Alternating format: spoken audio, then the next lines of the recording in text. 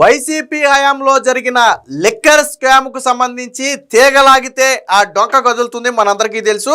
ఇప్పటికే 3,500 కోట్ల రూపాయలకు పైగా ఆ లిక్కర్ స్కామ్ జరిగింది. ఆ లిక్కర్ కంపెనీల నుంచి ముడుపుల రూపంలో తీసుకోవడమే కాకుండా రవాణా రూపంలో మరొక 400 కోట్ల రూపాయల స్కామ్ జరిగిందని చెప్పి సిట్టు అనేక ఆధారాలతో ఇప్పటికే కోర్టు ముందు ఉంచడం జరిగింది. ఇందులో ఎంపీ మిథున్ రెడ్డి కావచ్చు, లేదా చెవిరెడ్డి భాస్కర్ రెడ్డి కావచ్చు, వీళ్ళంతా కూడా అరెస్ట్ అయ్యారు. అలాగే ఇప్పుడు తాజాగా A2గా ఉన్నటువంటి వాసుదేవరెడ్డి, అంటే ఈ గతంలో బేవరేజెస్ కార్పొరేషన్ ఎండీగా 5 సంవత్సరాల పాటు చేసినటువంటి వ్యక్తి. అలాగే డిస్టిలరీస్కి సంబంధించి కూడా ఆయన్నే ఎండీగా నియమిస్తూ గతంలో ప్రభుత్వం అయితే ఉత్తర్వులు తీసుకుంది. వాస్తవానికి వాసుదేవరెడ్డిని ఒక ప్రీ ప్లాన్డ్ పథకం ప్రకారం రాష్ట్రానికి తీసుకువచ్చారు. వాస్తవానికి వాసుదేవరెడ్డి మన రాష్ట్రానికి చెందిన అధికారి కాదు, రైల్వేస్లో పనిచేసే అధికారి. సో రైల్వేస్లో పనిచేసే అధికారిని ముందే ఏం చెయ్యాలి అనేది వాసుదేవరెడ్డికి వివరించి ఆ తరువాత కేంద్ర పెద్దలతో సంప్రదింపులు జరిపి డిప్యుటేషన్ మీద రాష్ట్రానికి తీసుకువచ్చారు. ఇక్కడ ట్విస్ట్ ఏంటంటే, అప్పట్లో సిఎస్గా ఉన్నటువంటి ఎల్వి సుబ్రహ్మణ్యం ఏం చేశారంటే, ఆయన మామూలుగా రాష్ట్రానికి జగన్మోహన్ రెడ్డి తీసుకొచ్చాడు అనుకుని మంచినీటి పథకానికి సంబంధించి ఆ ప్రాజెక్టుకి సంబంధించి ఆయన ఎండీగా నియమించాలని చెప్పి అప్పట్లో సిఎస్ డెసిషన్ కూడా తీసుకుని ఫైల్ నోట్ కూడా సిద్ధం చేశారు. ఎందుకంటే అప్పుడు జగన్మోహన్ రెడ్డిని ఏం అడగలేదు. సో ఆయన దగ్గరకు వచ్చారు. సో ఈయనకు పోస్ట్ ఇవ్వాలి, సో ఆ పోస్ట్ ఇద్దామని చెప్పి ఎల్వి సుబ్రహ్మణ్యం డిసైడ్ అయితే వెంటనే నువ్వు ఆ పోస్ట్ ఎలా ఇస్తావు నన్ను అడగకుండా వెంటనే బేవరేజెస్ కార్పొరేషన్ ఎండీగా నియమించని చెప్పి జగన్ ఆదేశాలు ఇస్తే అప్పుడు సిఎస్ మళ్ళీ ఆ నోట్ ఫైల్ వెనక్కి తీసుకుని బేవరేజెస్ కార్పొరేషన్ ఎండీగా నియమించారు. ఆ తర్వాత 15 రోజులకే ఆ డిస్టిలరీస్ మొత్తానికి కూడా డిస్టిలరీస్ కార్పొరేషన్ కూడా ఆయనే ఎండీగా, అంటే జగన్ ముఖ్యమంత్రి అయిన 2-3 నెలల వ్యవధిలో జరిగినటువంటి ఘటన ఇది. రాష్ట్రంలో అన్ని కార్పొరేషన్ల ఎండీలు చైర్మన్లు అందరూ మారారు, కానీ బేవరేజెస్ కార్పొరేషన్ ఎండీ అయినటువంటి వాసుదేవరెడ్డి మాత్రం జగన్మోహన్ రెడ్డి పదవి నుంచి దిగిపోయే వరకు కూడా అక్కడే ఉన్నాడు. జగన్మోహన్ రెడ్డి పదవి నుంచి దిగిపోయే వరకు కూడా అక్కడే ఉన్నాడు. ఎందుకని ఉన్నాడు అంటే, ఈ కుట్ర కోణంలో కావాలని వాసుదేవరెడ్డిని తెచ్చిపెట్టుకున్నారు. దీంతో పాటు సత్యప్రసాద్ అనే ఇంకో అధికారిని తీసుకొచ్చి అదే బేవరేజెస్ కార్పొరేషన్లో స్పెషల్ ఆఫీసర్గా నియమించారు. ఈ ఉత్తర్వులన్నీ ఇచ్చింది ఎవరో తెలుసా?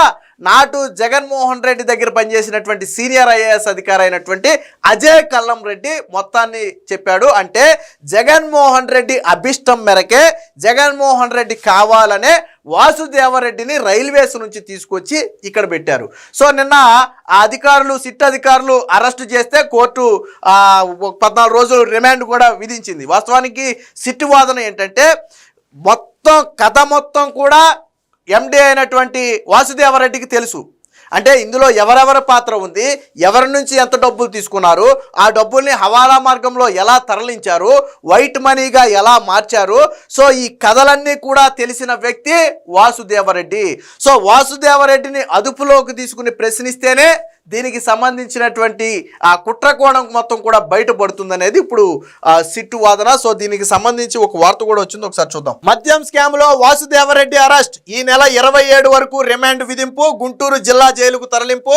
మద్యం కుంభకోణం అనేది ఒక శరీరం అయితే వాసుదేవరెడ్డి దానికి తల లాంటి వాడు అని చెప్పి గతంలోనే ఏసీబీ కోర్టు వ్యాఖ్యానించింది. మీరు నేను ప్రభుత్వం పోలీసులు కాదు.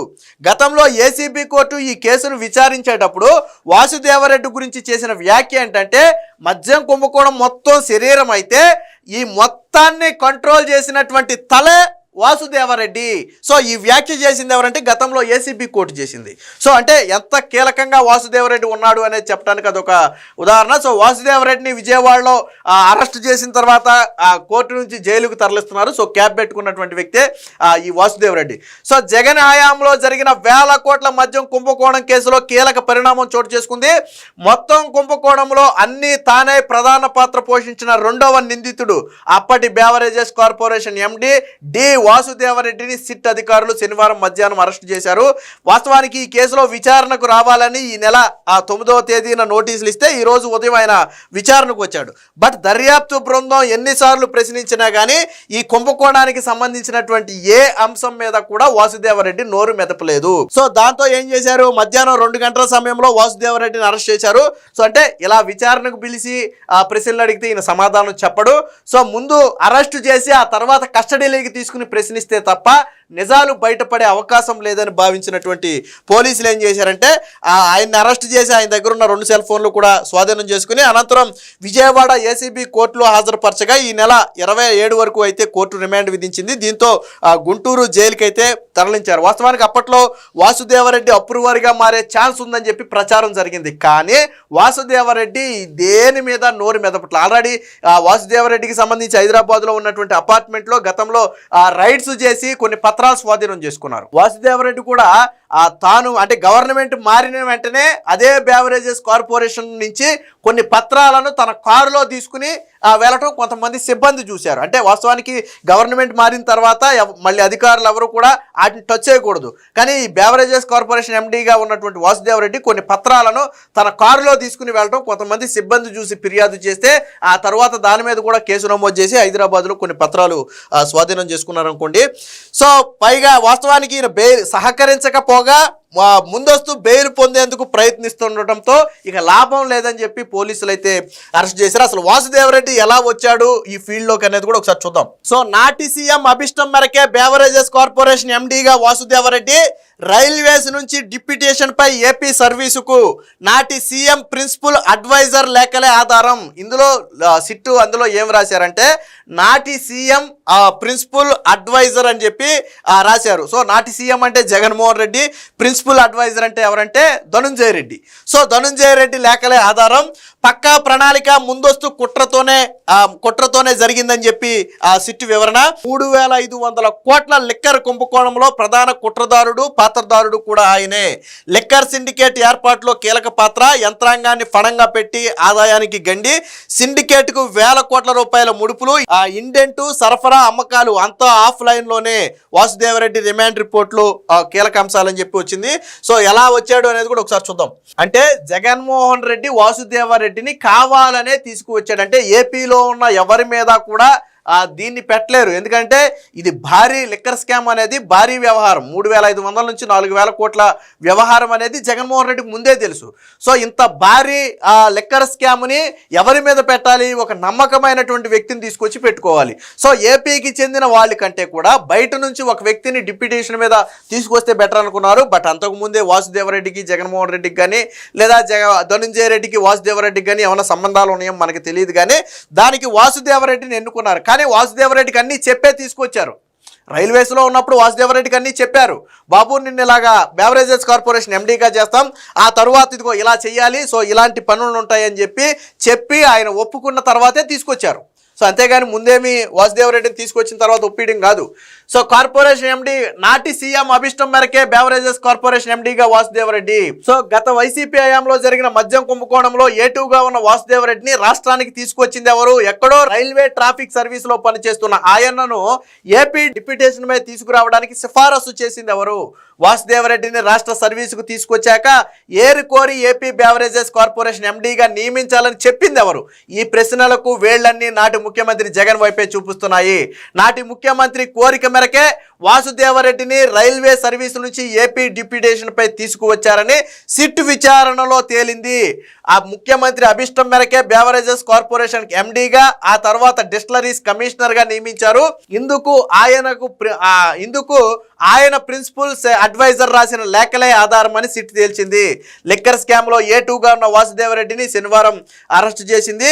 సో ప్రభుత్వం ఇచ్చిన పోస్టుల్లో చేరిన తర్వాత వాసుదేవరెడ్డి జగన్ సన్నిహితులైన రాజకసిరెడ్డి, మిథున్ రెడ్డి, విజయసాయి రెడ్డి ఇతరులతో కలిసి మద్యం కుంభకోణం చేసేందుకు వ్యూహ రచన చేశారు. ఈ కుట్రకు సూత్రధారిగా పాత్రధారిగా వ్యవహరించారనే ఆరోపణలు అయితే ఉన్నాయి. సో అజయ్ కల్లం రెడ్డి సిఫారసు లేఖలే ప్రధాన ఆధారం. ముఖ్యమంత్రి అభిష్టం మేరకు రైల్వేలో ఉన్న వాసుదేవరెడ్డిని ఏపీకి డిప్యూటేషన్ పై తీసుకురావాలి అని ఒకసారి, ఆయన్ను బెవరేజెస్ కార్పొరేషన్ ఎండీగా నియమించాలని మరొకసారి ప్రిన్సిపల్ అడ్వైజర్ ప్రధాన ప్రభుత్వ అంటే సిఎస్ కు నోటు పంపించారు. అలాగే సత్యప్రసాద్ అంటే నేను ఇందాక చెప్పా కదా, సత్యప్రసాద్ ఏ3గా ఉన్నటువంటి సత్యప్రసాద్ను సీఎం అభిష్టం మేరకే బెవరేజెస్ కార్పొరేషన్లో స్పెషల్ ఆఫీసర్గా నియమించాలని చెప్పి ప్రిన్సిపల్ అడ్వైజర్ సిఎస్ కు నోటు పంపించారు. ఈ విషయాన్ని సిట్ పేర్కొంది. అంటే నేను చెప్పా కదా అప్పట్లో వాస్తవానికి వాసుదేవరెడ్డిని వేరే దాంట్లో నియమించాలని ప్రయత్నం చేశారు. అది కూడా ఇక్కడెక్కడో ఉంటుంది. తొలుత వాసుదేవరెడ్డిని రైల్వే నుంచి ఏపీ సర్వీస్కు తీసుకొచ్చాక తాగునీటి సరఫరా కార్పొరేషన్ ఎండీగా నియమించాలని అప్పుడు సిఎస్ ఎల్వి సుబ్రహ్మణ్యం భావించాడు. వాస్తవానికి అప్పటికి పాపం ఆయనకి కుట్రలన్నీ తెలియదు. సో ఎల్వి సుబ్రహ్మణ్యం భావిస్తే అప్పుడు వెంటనే ఏం చేశారు, అబ్బాయి నువ్వు అలా ఎలా ఆయన్ని తాగునీటి కార్పొరేషన్ ఎండీగా నియమిస్తావు, ఆయన్ని బేవరేజెస్ కార్పొరేషన్ ఎండీగా నియమించాలి అని చెప్పి ప్రిన్సిపల్ అడ్వైజర్గా ఉన్నటువంటి అజయ్ కల్లం రెడ్డి చీఫ్ సెక్రటరీకి ఒక నోటు పంపాడు. దాంతోపాటు సత్యప్రసాద్ అనే ఒక వ్యక్తిని స్పెషల్ ఆఫీసర్గా బేవరేజెస్ కార్పొరేషన్లో నియమించాలని చెప్పి అదే నోట్లో ఆయన పేర్కొనడం కూడా జరిగింది. అంటే కావాలని తీసుకొచ్చిన వ్యక్తిని వేరే దాంట్లో పెడితే ఊరుకుంటారా? ఊరుకోరు కదా పాపం. అప్పుడు ఎల్వి సుబ్రహ్మణ్యానికి అవన్నీ తెలియదు అనుకోండి. రిమాండ్ రిపోర్ట్లో నాటి ముఖ్యమంత్రి జగన్, ఆయన ప్రిన్సిపల్ అడ్వైజరీ అజయ్ కల్లం రెడ్డి పేర్లు ప్రస్తావించలేదు. కానీ నాటి ముఖ్యమంత్రి అంటే జగనే, ముఖ్యమంత్రికి ప్రిన్సిపల్ అడ్వైజర్ అంటే అజయ్ కల్లం రెడ్డి. సో ప్రత్యేకంగా పేర్లేమీ అవసరం లేదు. సో తర్వాత ఎలాగా దీన్ని తొక్కుపట్టారు, ఎలా చేశారు అనేది మొత్తంగా వివరంగా నిన్న సిట్ ఏదైతే పేర్కొందో దానికి సంబంధించి అయితే రాశారు. సో మొత్తంగా జగన్మోహన్ రెడ్డి హయాంలో మరొక అధికారి బలి అనటంలో సందేహమే లేదు. ఎందుకంటే జగన్మోహన్ రెడ్డిని నమ్ముకున్న ఏ ఒక్కరూ బాగుపడినట్లుగా చరిత్రలో లేదు. దానికి మరొక ఉదాహరణే బేవరేజెస్ కార్పొరేషన్గా పనిచేసి ఇప్పుడు దొరికిపోయినటువంటి వాసుదేవరెడ్డి. ఏది ఏమైనా మొత్తంగా ఈ లిక్కర్ స్కామ్లో అయితే సిట్ అయితే దూకుడు పెంచింది. ఇప్పుడు వాసుదేవరెడ్డి అరెస్టుతో వైసీపీ నేతల వెన్నులో వణుకు మొదలైంది. ఎందుకనంటే వాసుదేవరెడ్డిని కస్టడీకి తీసుకుని ప్రశ్నిస్తే ఇంకా ఎక్కడ కొత్త డొంకలు బయటపడతాయో, ఎవరి పేర్లు బయటపడతాయో అనే భయం వైసీపీ నేతల్లో అయితే ఉంది. మొత్తంగా ఇది జగన్మోహన్ రెడ్డికి అతిపెద్ద షాక్ అని అయితే మాత్రం చెప్పొచ్చు.